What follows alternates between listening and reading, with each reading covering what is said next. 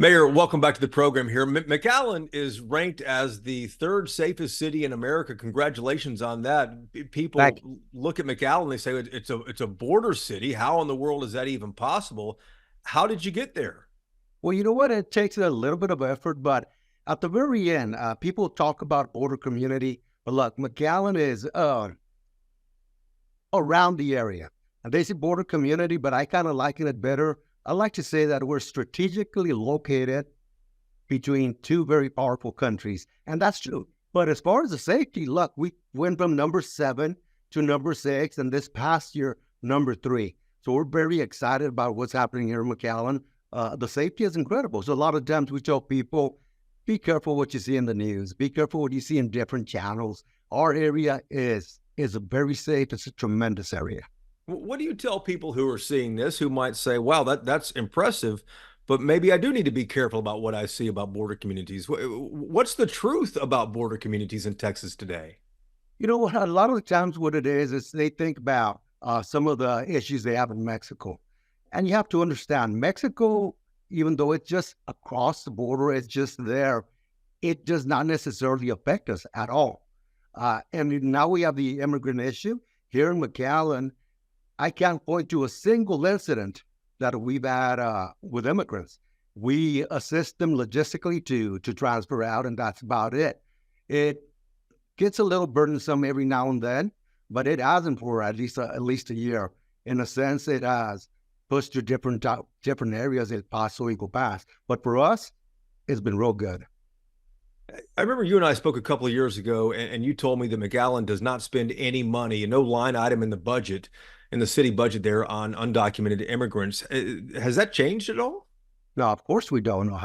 Fortunately, back in around 2014, we had to spend, as a matter of fact, probably close to about 1 million. Subsequent to now, now, FEMA will assist. They do fund us, and we probably do spend a little bit just on different type of things, but maybe 100,000 or less. So it's, we do minimal spending on the immigrant issue.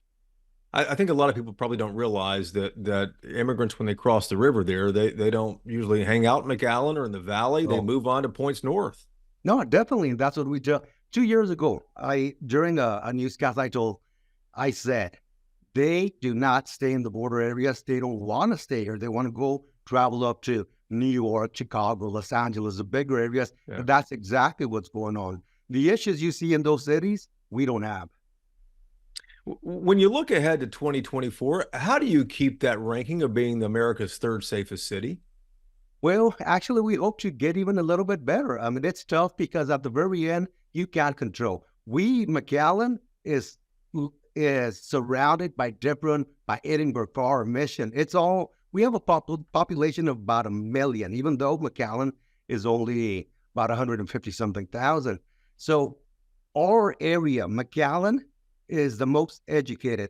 That's the most homeowners, the most business ownership. So our area is a little bit different, but we have issues sometimes from different areas, and of course our own too.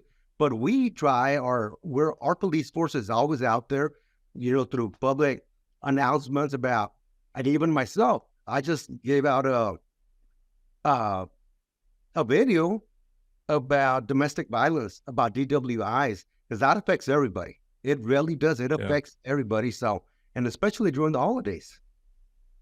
Is there anything threatening McAllen's prosperity and high quality of life? I mean, it's, dare I say it, no offense to the other cities, but it's a jewel down there in the valley.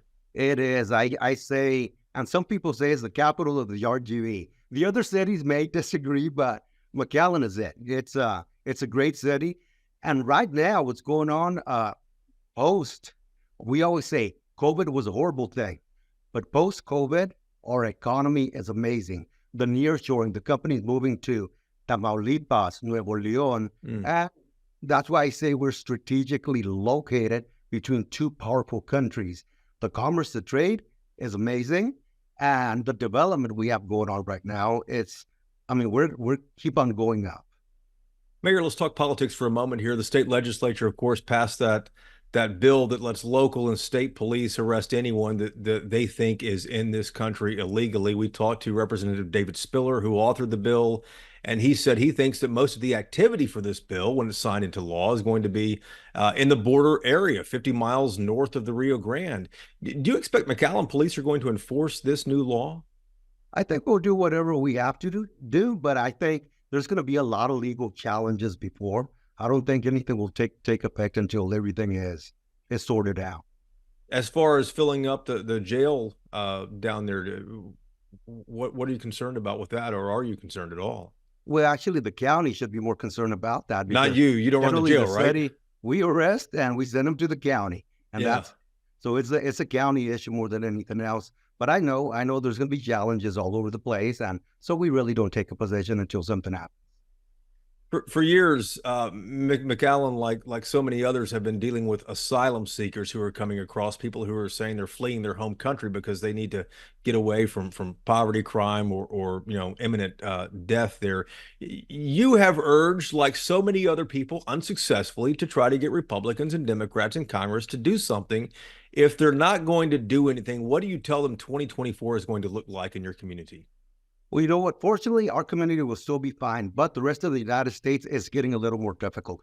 And we have different issues. You have Ukraine, you have uh, Israel going on, and we still have a lot of people coming in that now I'm a little more concerned, not necessarily just because of the immigrant issue, but because of who's coming in. It's going to be difficult. So we keep on urging Congress, both the Senate, the Congress, and the administration to do something. But we also know that they utilize it as a political tool to divide people, to raise money. So sometimes I think they don't want to fix it. It's like a social issues. I always say social issues, either party uses them for political purposes to divide people, to raise money. And you know what? Unfortunately, that's not beneficial to our country. Mayor, the border and immigration are going to be huge deals in the 2024 election. What do you tell folks who might not understand the border if they only watch it, the coverage on it on cable news? My biggest concern really is now the safety of our country. We have the issues. They definitely have to do something. They have to do something. What? At the very end, I'm not sure. They have to do something. They have to act. They have to secure. They really do have to secure our borders. I'm not sure what they need to do. I have a lot. Actually, I have a lot of ideas, but if they can't sort it out themselves, I don't know whether they'd be listening to me. Well, But what are some of your ideas, though? What would you tell them they need to do? there's a lot of different things we possibly need to do. We don't have to have comprehensive immigration reform. That's what everybody is Sure. seeking. That's what they want. Look, I always say break it into pieces. Take care of the you know the dreamers. A lot of those are a lot more productive than even our own citizens. The work ethic of our American people is not what it used to be. So you have a lot of those that can be very good and productive. Fix that up. We know that our population is aging, birth rates are lower. We know we need a workforce. Fix the guest worker program. A lot of the people that might be wanting to come in will come in. Go be productive, and if you need to send money back to your country, to your family somewhere else, do it. They used to do it a lot more. We need a workforce. And then, of course, just start piecemealing. Do what you have to do. You said that Congress has got to act. They have to do something. Explain how the situation has changed in the past 5 to 10 years. Now, what has happened?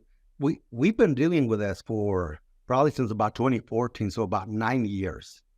And actually, even before I was in office, for us, it's routine. We handle now about 600 immigrants a day without issue. And we're fortunate that we do it without issue. We have it down logistically to its routine. And when you say we handle them, the police department, the city, the health department, who handles them and how? We pretty much just assist logistically. Really, it's more Catholic charities. But before we had to, 2 years ago, when it was pretty hectic, we had to open up a little camp on Salduas Bridge, out close to Salduas Bridge, and with the assistance of the county, and we were set. We had the capacity of about 5,000 people. Fortunately, it never got to over about 2,000. But even right now, that camp, we still have it just in case, but we might have a couple of hundred people every now and then. Mayor, your two biggest priorities as you look towards 2024, what are they? It's always going to be economic development, always going to be trying to get the best we can for our community. We've been able to, something I'm very proud of, lower taxes 2 straight years. Our budget is the biggest budget we've ever had.